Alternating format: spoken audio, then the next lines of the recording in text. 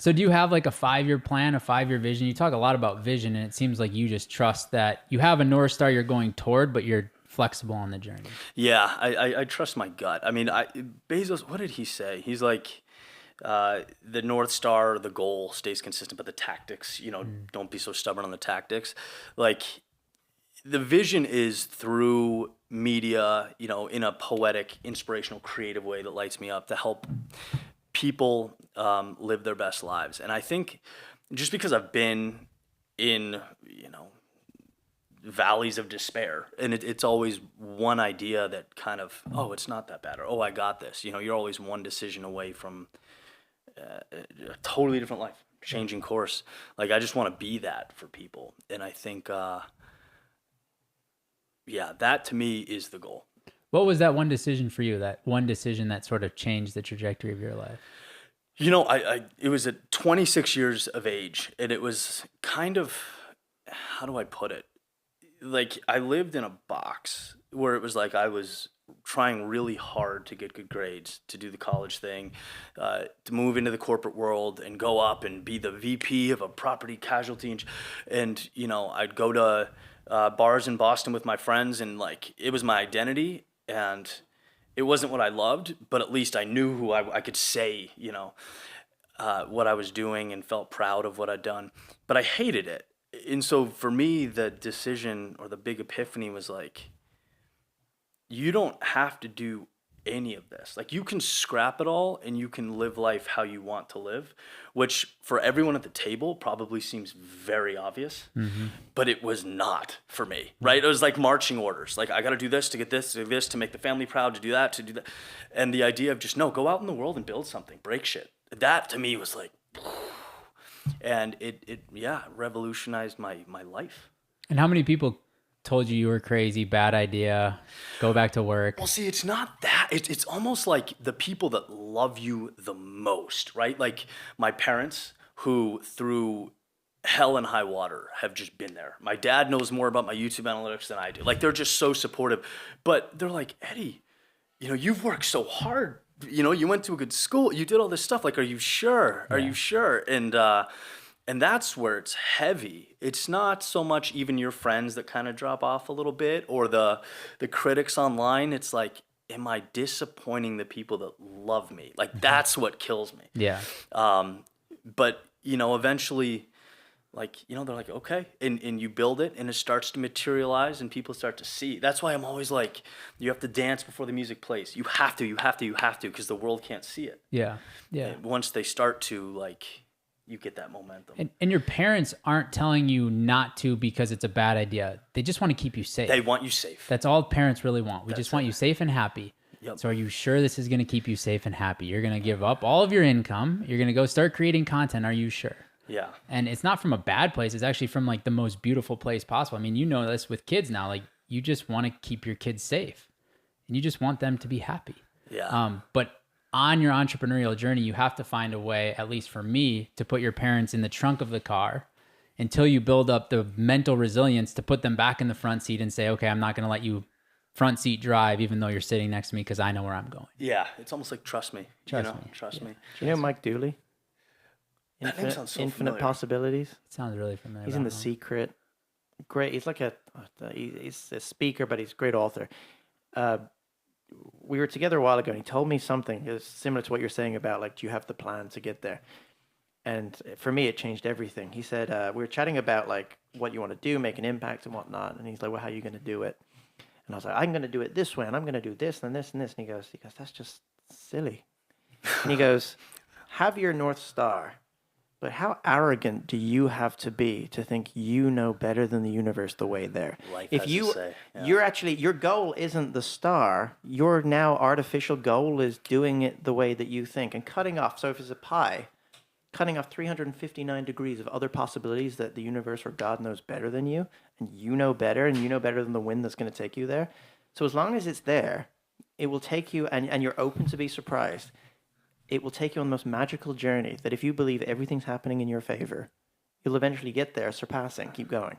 Yeah. And that's why I think thinking how you're going to do it, like this podcast can explode with probably, and I've seen it with, like, we all see it with the people we work with. The thing that they think is going to make it for them is never the thing. It's always the most throwaway little video or conversation that goes viral. But it's because that was the star, and they just kept going, and they just let it happen in their stride. They won. And it's with everything in life. It's like, how are you going to meet your wife? Well, I'm going to do it this way. I'm going to go here to this bar and do it. Do you know how fucking stupid that sounds? No, just let her, like, my neighbor was telling me, he met his wife he randomly ran into a bar and went downstairs during the rain and then saw this woman in the corner downing one of those big beer boots. And he's like, that's going to be my wife. That's the one. And it's because the rain threw him inside to a bar he's never been, and he just wanted to get dry. See, that won't happen for Eddie because he wants to run in the rain. He's not going into the bar. And she'll be in the rain as well. There you go. There you go. Have to find someone on the street. Yeah. Don't do that.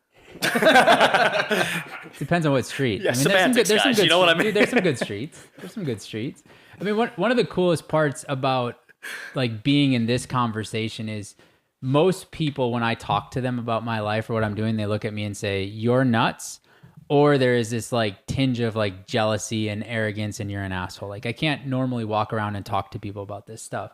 How do you guys surround yourself with the right people that are supportive of you on your journey? I mean, you guys are all working in the same space. It would be very easy for you to compete and hate one another and say, wow, that asshole, that this, he's doing this wrong. But there's just a pure friendship and collaboration that exists amongst you guys. How did you create that? How did you foster that? Well, not having it makes you really appreciate it.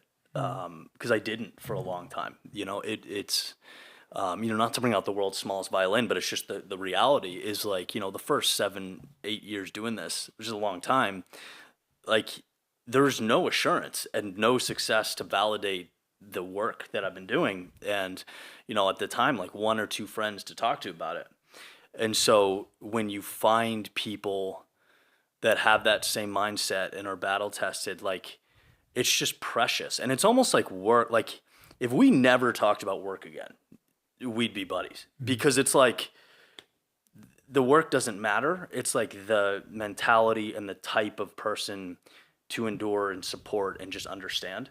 So I think that's where it comes from. It's like you see the negative, and it's like when you find it, you just want it around you. You just go all in on it. All in, yeah. It goes back to the Cash Pinata thing. Yeah, it's my favorite. It's the whole thing. For me, okay, I'm not going to go into my story, but realizing that you lose everything, you come back, and it's the people you surround yourself for everything. Your whole thing is proximity's power, who you were around. Your life is defined by the rooms that you went in, and then you kept going. For me, how it happened was I was in a park one day, and I looked at the people around me. I was like, this sucks. I was like managing a sushi restaurant. I hated my life.